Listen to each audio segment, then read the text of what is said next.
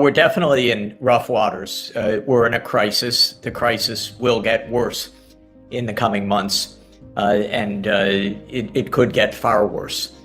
We're experiencing stagflation, meaning that there are rising prices at the same time that output is falling in many parts of the world. Europe is already in a downturn. The United States is entering a downturn. China is in some kind of economic downturn. So this is a global economic crisis. And so I regard the overall economic situation as bad as I've seen in decades, worse than in 2008.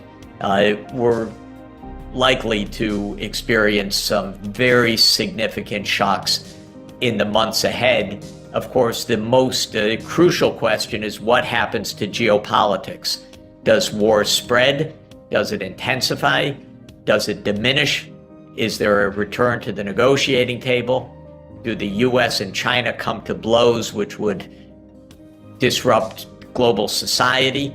Do they find a way to talk with each other? These are the questions that we're facing right now.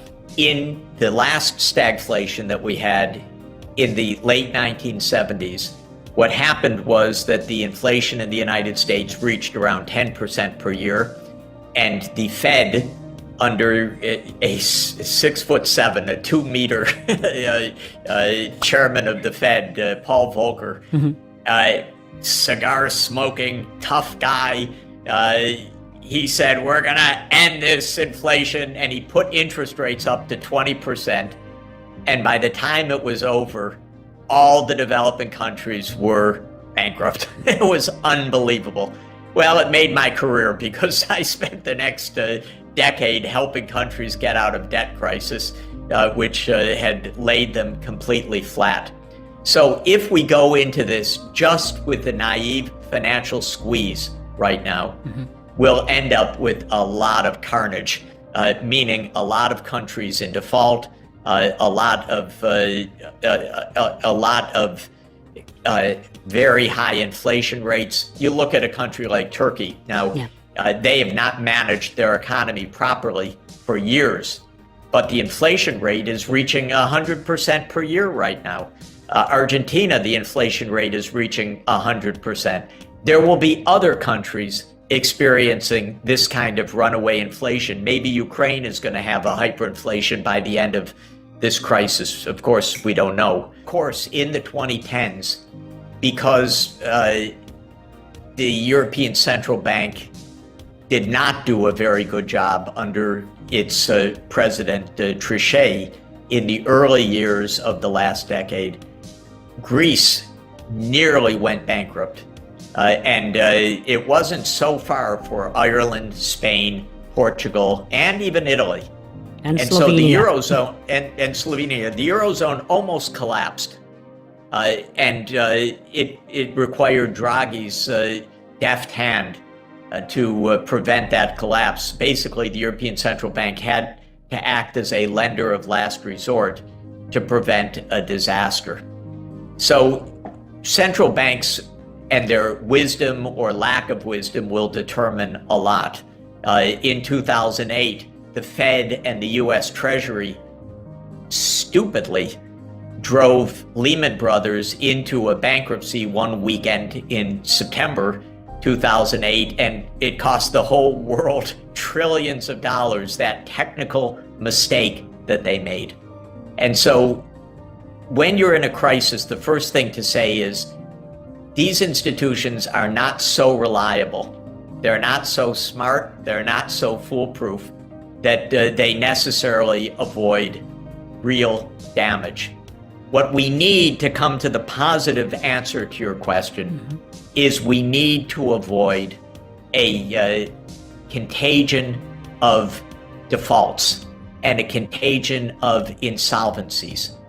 And we also need to avoid simply telling dozens of countries, you need to contract sharply your public investment and your social spending and so forth. When I was advocating shock therapy, I was advocating that governments not print money or issue money in order to finance budget deficits, but I was constantly recommending that the international finance help the countries to avoid defaults or crises. One of the key pillars of shock therapy in Bolivia and Poland, for example, was a cancellation of the debts of those countries, the foreign debts. So I argued that to pay the foreign debts in Bolivia would have condemned the country to a rampant hyperinflation. And in the end, Bolivia's external debt to international banks was cut by about 90% at my recommendation. Similarly, in Poland, in that shock therapy, I recommended that Poland's debt overhang should be relieved. The debt that Poland owed, especially to its official creditors, should be cut very, very sharply, and that indeed happened. So I did not recommend simply austerity and contraction. I recommended always that the international counterparts, the creditors, play a role, a constructive role, a positive role in preventing crisis. Debt relief depends on the circumstances. In the circumstances today, I'm not recommending cancellation of the face value of debts. What I am recommending is that one way or another, and it depends very much on the specific circumstances, that countries get the kinds of development finance that they need, even on a larger scale than now. And I'm talking about new debts on a long-term, low-interest rate basis so that these countries can continue to develop without going into default today. It's a tricky proposition for countries that have borrowed on the Eurobond market, governments that owe money right now.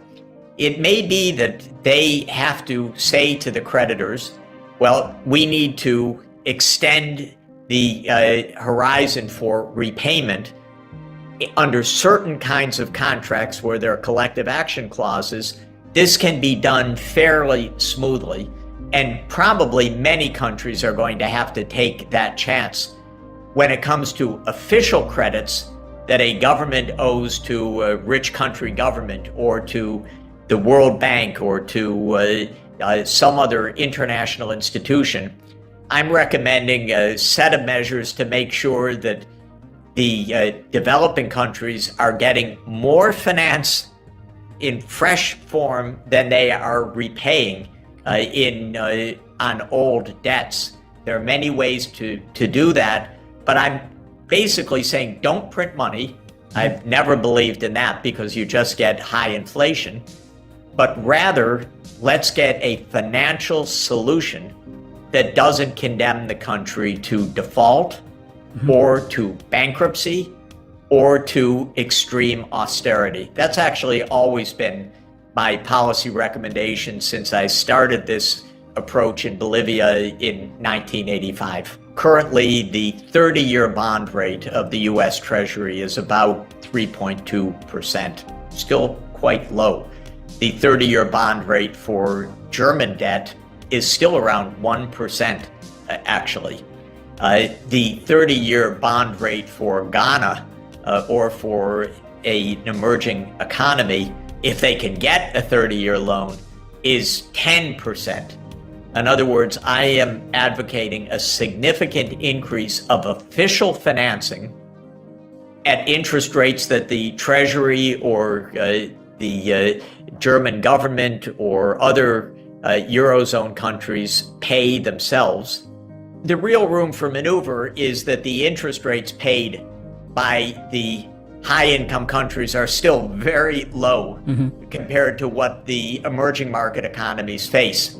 What I'm suggesting, therefore, is a major expansion of funds coming from the World Bank, the European Investment Bank, the African Development Bank, the Asian Development Bank, that essentially can borrow on terms very close to what the US government or German government or Japanese government can borrow at, and therefore lend at quite low and long-term interest rates to emerging markets that, if they are left on their own, face horrendous terms that would drive them into default.